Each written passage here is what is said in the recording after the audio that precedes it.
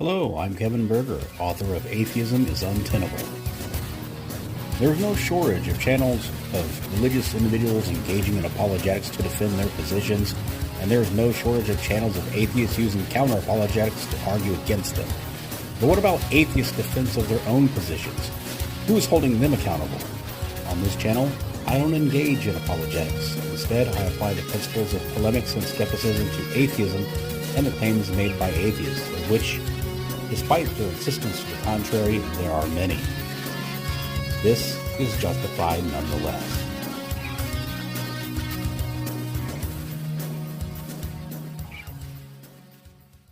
Hello again, my precious little tumbleweeds. We are getting ready to head down the home stretch. The next three arguments in my ontological argument series are all based on philosophical razors. Today we'll be looking at the argument from Ockham's razor. Without further ado, let's get right to it. The Nonbelief is Incoherent Omnibus. Number 8. The Argument from Ockham's Razor. Premise 1. An explanation that requires fewer assumptions is preferable to an explanation that requires more assumptions. Ockham's Razor states that plurality should not be posited without necessity.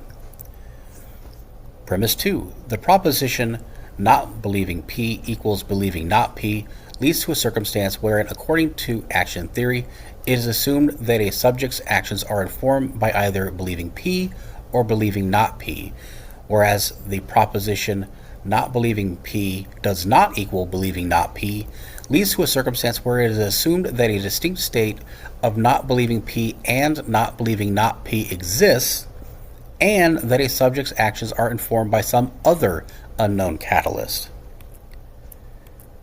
We do not have empirical evidence of a distinction in neural activity that would constitute a unique mental state of not believing P and not believing not P.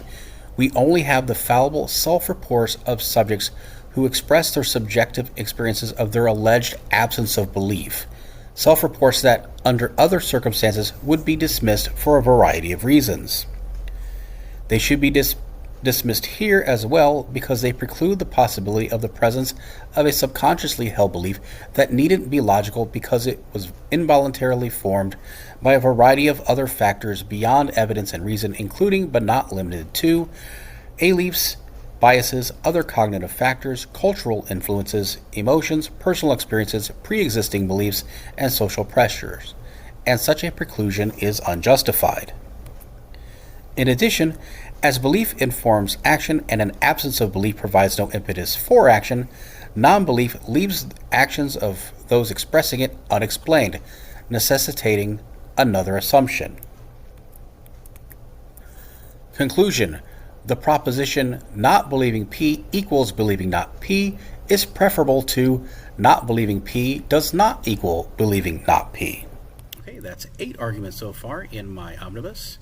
Until next time, remember, even if your beliefs aren't necessarily true, they may be justified nonetheless.